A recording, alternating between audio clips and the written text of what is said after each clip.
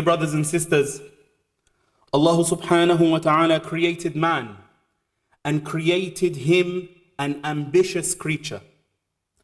Our father Adam alayhi salam, the first of his kind, was maybe the most ambitious of his kind.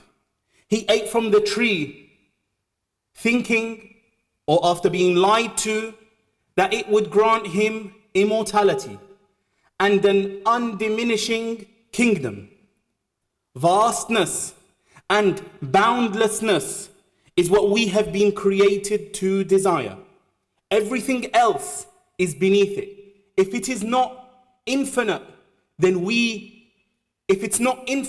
people will desire it, and the greatest desire is that which is infinite. Ambitiousness and aspiration start from the youngest of ages. The newborn reaches out and tries to grab and to clutch, to hold objects in his grasp. He moves off his mother's lap eventually to sit unassisted. He crawls from place to place. Not satisfied with crawling, the baby is driven to stand on his own 2 feet, taking one step after the other, until eventually walking on his own, then running, then sprinting. The desire to excel physically is ingrained within us inherently.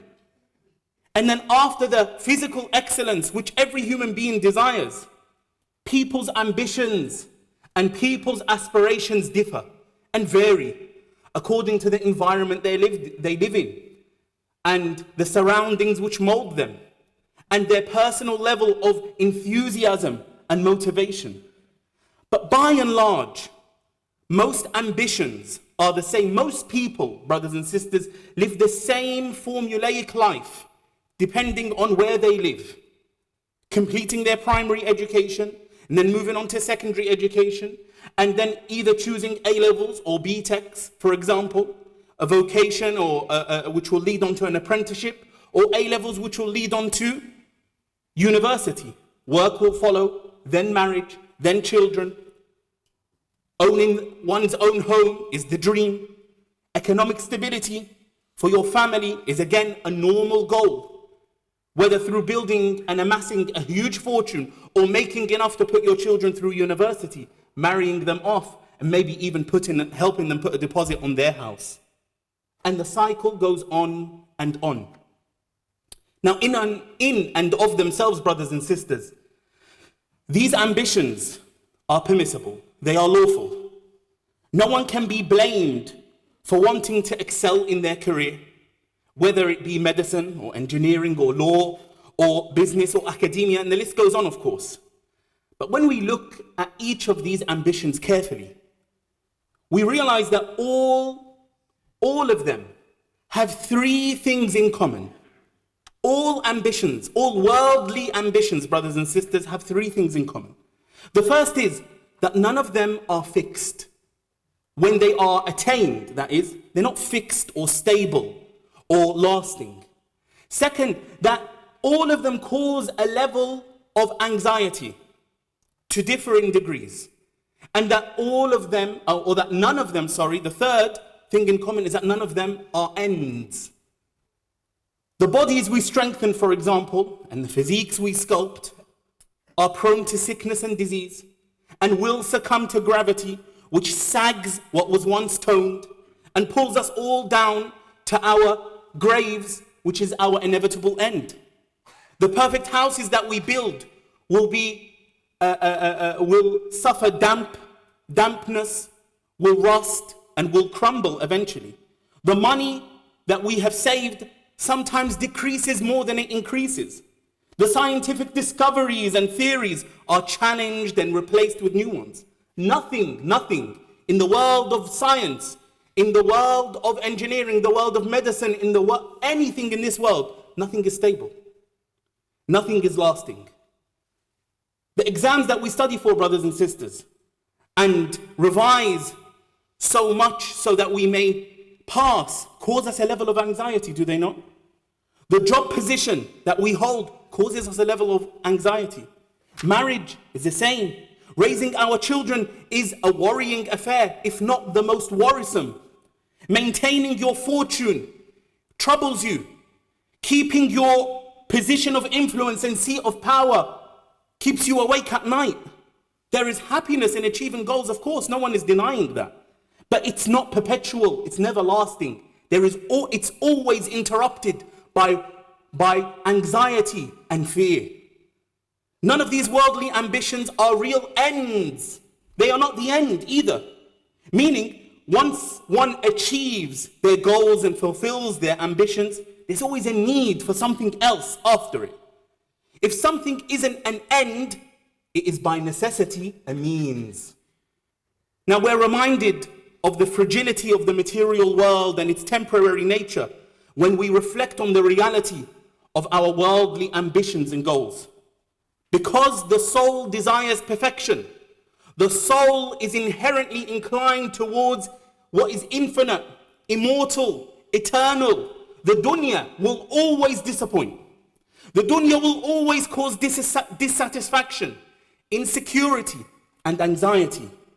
And these meanings mirror the hadith of the Messenger sallallahu alayhi wasallam where he said, بادروا بالأعمال سبعا هل تنتظرون إلا فقرا منسيا أو غنى مطغيا أو مرضا مفسدا أو هرما مفندا أو موتا مجهزا أو الدجال فشر غائب ينتظر أو الساعة فالساعة أدهى وأمر. He said sallallahu alayhi wasallam, race to do good works against 7 things, 7 inevitabilities. If you live, you will meet one of these 7 fates. What are you awaiting but overwhelming poverty, or distracting wealth, or debilitating illness, or babbling senility, or sudden death, or the Dajjal, the most evil hidden to be awaited, or the hour, and the hour is more calamitous and bitter. There is no fate for man but these 7. And so, there must be an ambition, the pursuit of which is not torturous. Attaining it has lasting effects, and achieving it causes the opposite of anxiety, peace and contentment and satisfaction. Of course, brothers and sisters, we are speaking of Allah Jalla Jalaluhu, the exalted in might, the absolute, the eternal. Finding Allah is the objective after which there is no other. The search for His pleasure causes no anguish or agony. Elevation to Him raises one to a station loftier than any of the worldly heights. Attaining His love is never followed by a heartbreak or distance from Him.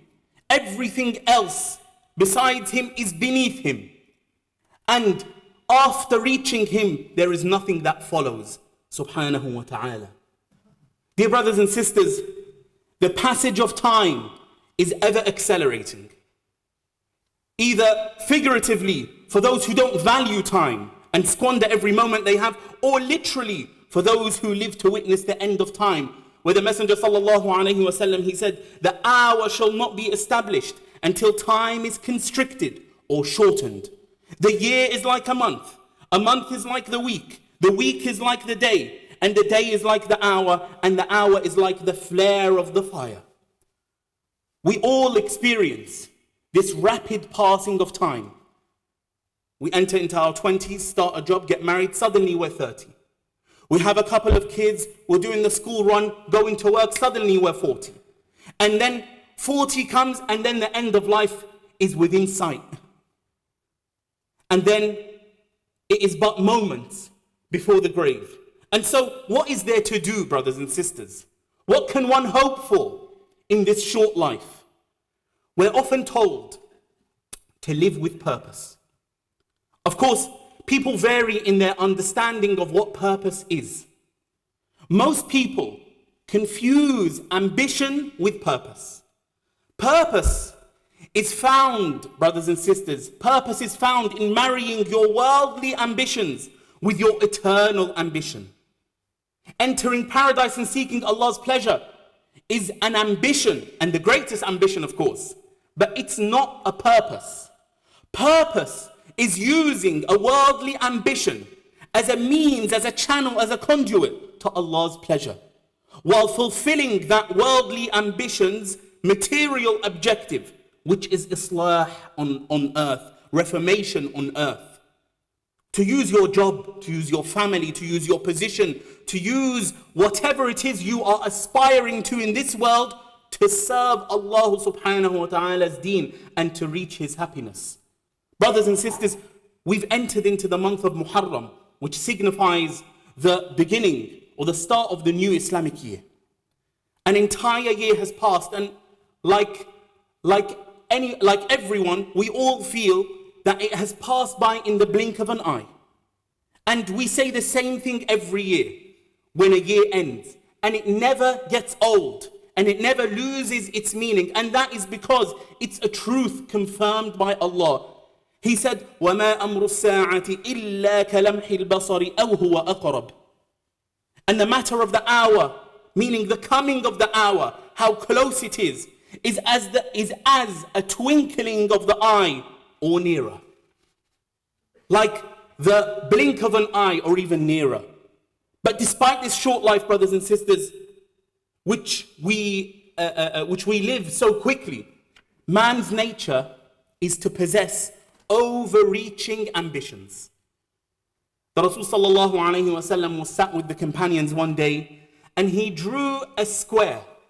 He drew a square, brothers and sisters, in the sand. And then he drew a line from one end of the square to the other, but extending out of the square. If this is the square, well, this is a rectangle. He drew a line going through it and coming out to the other end. And then inside the square, adjacent to the lines or perpendicular to that one line, he drew small lines. And he said to them, this is the human being, meaning the line. This is the human being.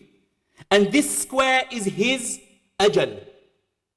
It is his inevitable death, encircling him or surrounding him from all sides.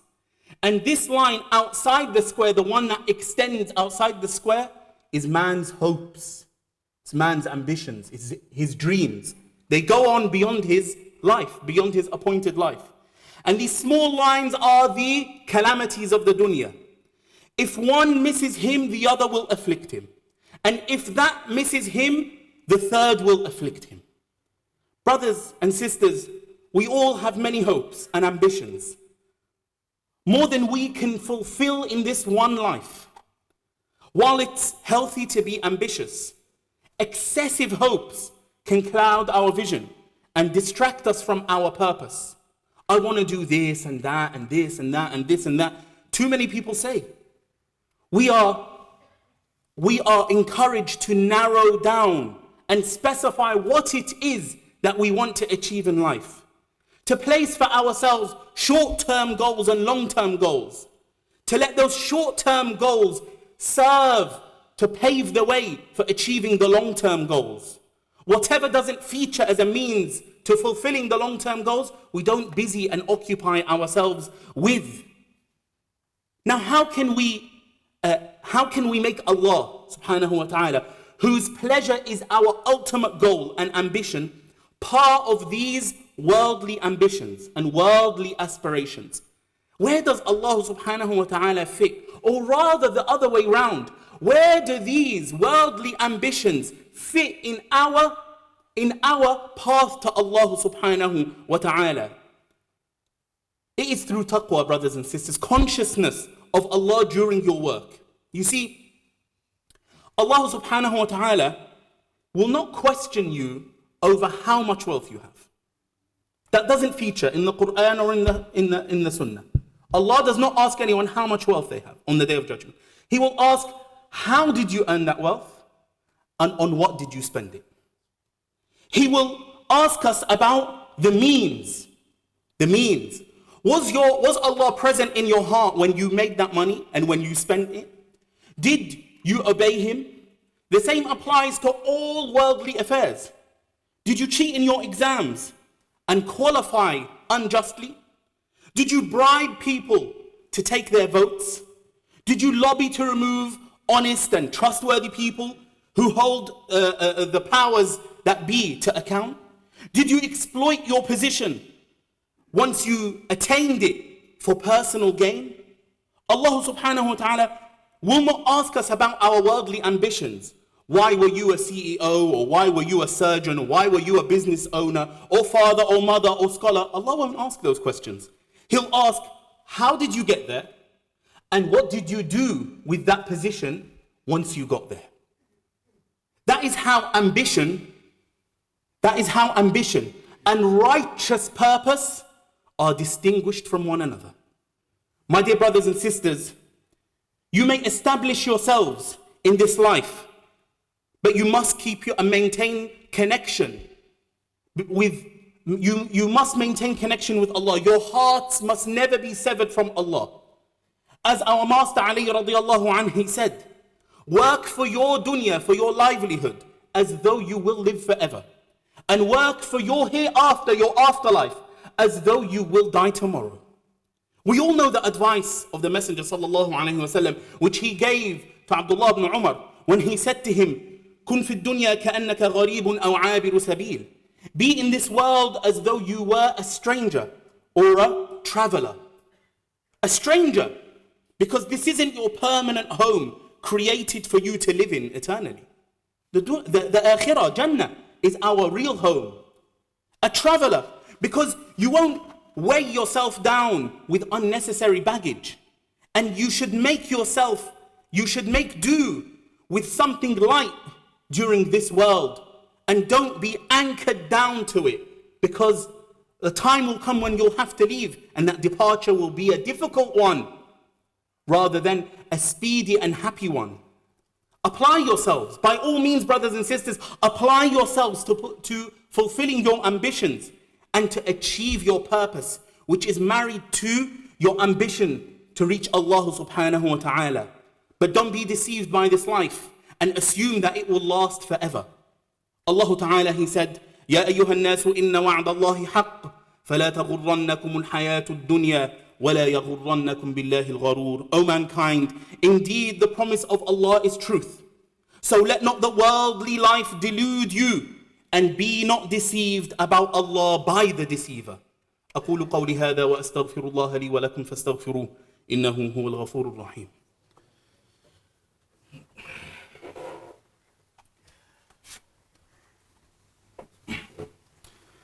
إن الحمد لله وكفى والصلاة والسلام على الحبيب المصطفى وبعد.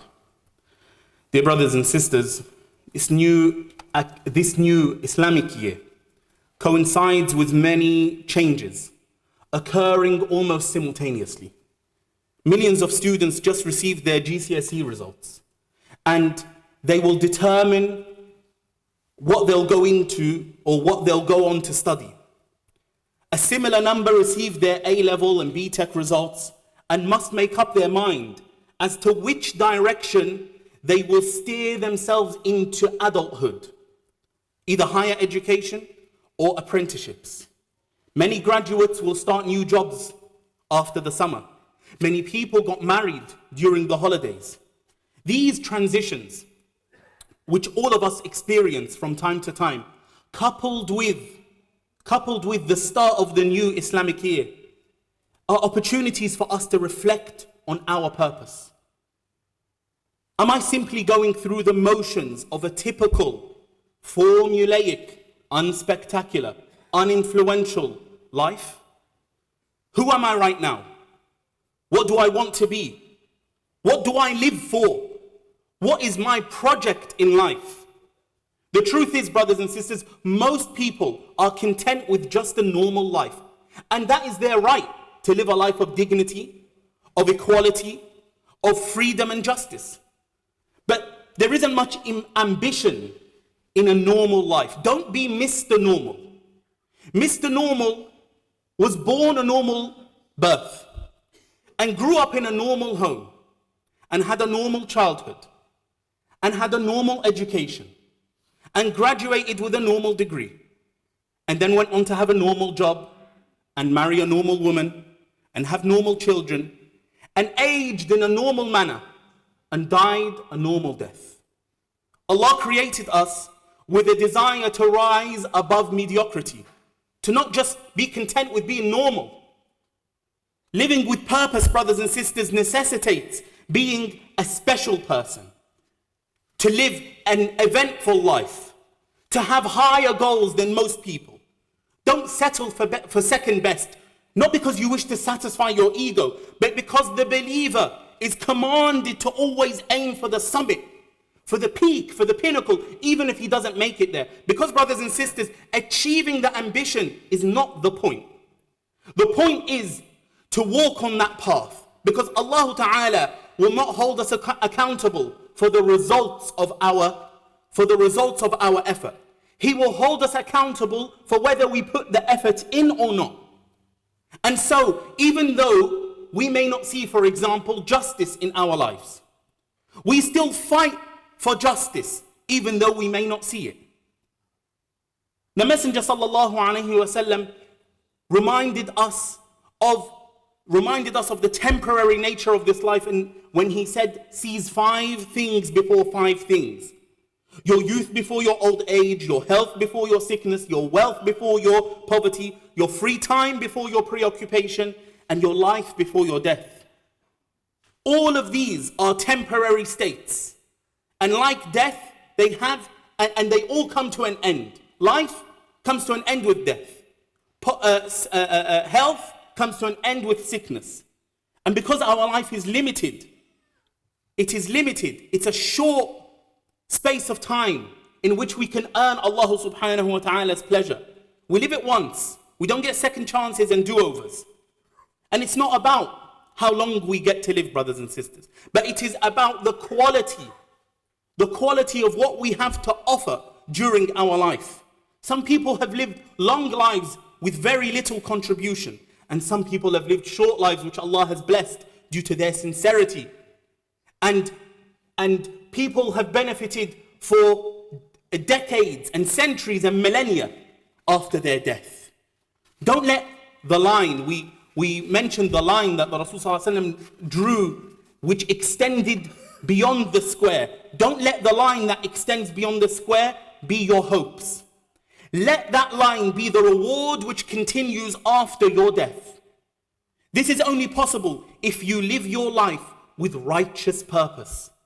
Brothers and sisters, we die upon the condition we live in, and we're resurrected upon the condition we died in. So choose very carefully the purpose for which you live, which will determine the condition upon which you will be resurrected. We ask Allah subhanahu wa ta'ala to grant us clarity of vision in order for us to narrow down what our lives are lived for. And we ask Him to grant us determination in fulfilling our purpose, and the strength needed to firm up our resolve, and the resilience to overcome the obstacles thrown at us. هذا وصلوا وسلموا على خير الأنام فإن الله أمركم بأمر بدأ به بنفسه وثنى بملائكة قدسه ثم بكم أيها المؤمنون فقال جل من قائل إن الله وملائكته يصلون على النبي يا أيها الذين آمنوا صلوا عليه وسلموا تسليما اللهم صل على محمد وعلى آل محمد كما صليت على إبراهيم وعلى آل إبراهيم وبارك على محمد وعلى آل محمد كما باركت على إبراهيم وعلى آل إبراهيم إنك حميد مجيد اللهم أعز الإسلام والمسلمين وأذل الشرك والمشركين وأعل بفضلك كلمتي الحق والدين اللهم أرنا الحق حقا وارزقنا اتباعه وأرنا الباطل باطلا وارزقنا اجتنابه عباد الله رحمكم الله إن الله يأمر بالعدل والإحسان وإيتاء ذي القربى وينهى عن الفحشاء والمنكر والبغي يعظكم لعلكم تذكرون وأقم الصلاة